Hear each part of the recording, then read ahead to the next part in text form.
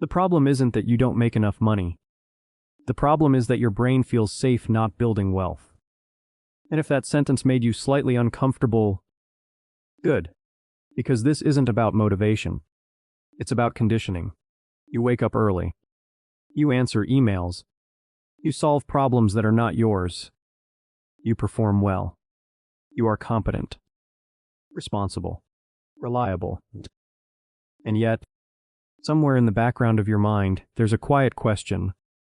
If I'm doing everything right, why does it still feel like I'm behind?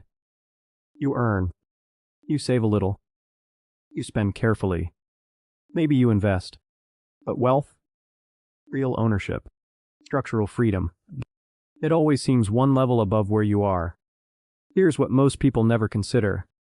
What if the system never trained you to build? What if it trained you to function? And there's a big difference between the two. Stay with me. Because in a few minutes, I'm going to show you where this started. And once you see it, you won't unsee it. Before you understood money, you understood approval. In school, you learned to sit still. Raise your hand. Wait to be called on. Follow instructions exactly. The schedule wasn't yours. The structure wasn't yours. The evaluation system wasn't yours. But your survival depended on performing well inside it. And when you did, you were rewarded. Grades. Recognition. Praise. Your brain encoded something powerful. Compliance equals safety. Performance equals approval. Obedience equals reward. Notice what wasn't taught. Ownership. Risk evaluation. Asymmetrical upside. Leverage. No one graded you on building systems. You were graded on following them. And intelligent people adapted beautifully. That's the twist. The smarter you were, the better you became at functioning inside predefined structures. And by the time you entered the workforce, you were optimized. Case study. Subject Neuro01. High performer. Low structural ownership. This isn't accidental.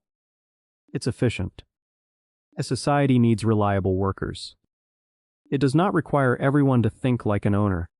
And now we arrive at something uncomfortable. If you were excellent in school, you were likely trained to excel at employment, not at wealth architecture. But the deeper layer isn't education. It's psychology. And that's where it gets interesting. Your brain does not prioritize wealth. It prioritizes survival. And survival in modern society looks like this. Predictable income. Stable routine. Social validation. When you receive a paycheck, your nervous system relaxes. Bills are covered. Status remains intact. Identity remains stable. That relief is chemically reinforcing. Dopamine. Cortisol reduction. Predictability. Your brain logs the pattern. This keeps us alive. Do it again. Now imagine the alternative. Starting something uncertain. Building an asset. Investing heavily.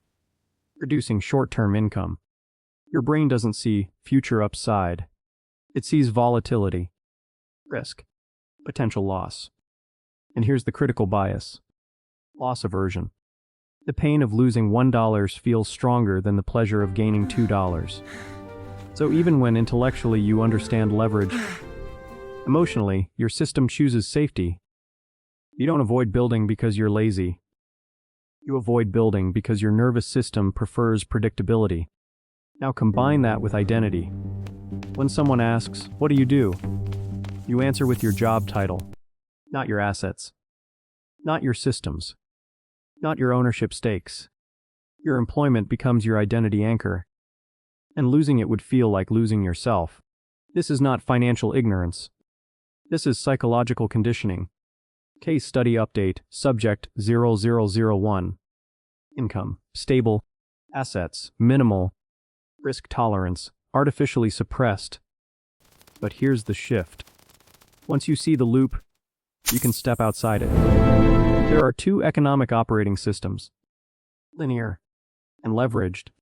Linear income is simple. You trade hours for money. You stop working. Income stops. There is always a ceiling. And that ceiling is your available time. Most high performers optimize inside this model. Better employer, better title, higher salary, but the structure remains unchanged. You are still exchanging life for income. Now leverage thinking asks a different question.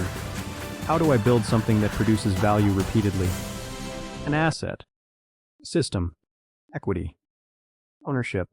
Leverage is not about getting rich fast. It's about decoupling income from time. And that requires discomfort. Because in the beginning, building often pays less than employment. This is where most intelligent people quit.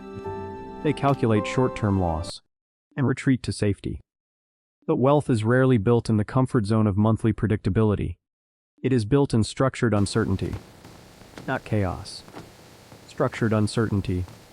And that difference is everything. But awareness alone is not enough. You need reorientation. You don't need to quit your job. You need to redefine it. A job is capital generation, nothing more. It is fuel, not identity. Step 1. Separate identity from employment. Your job is what you do, not who you are. Step 2. Redirect a percentage of energy toward ownership, not consumption upgrades. Ownership. This could be equity, digital assets, skill-based leverage, businesses, investments that compound.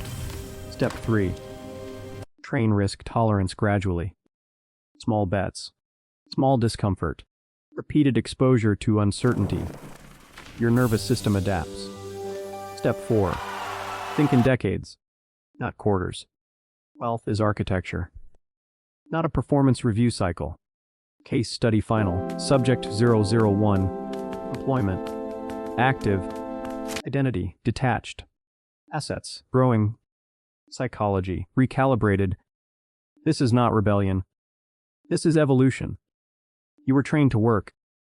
That training made you disciplined, reliable, capable. Now the shift is simple. Apply that same discipline to building, not just performing. And here's the quiet truth. Most people will never make this shift. Not because they can't, but because safety feels good. If this video made you uncomfortable, it did its job. Because discomfort is often the first signal of structural change. You were not meant to remain optimized for someone else's system. You were meant to build your own. And that decision doesn't happen loudly. It happens quietly, usually on a Friday night, when you finally admit to yourself, there might be more.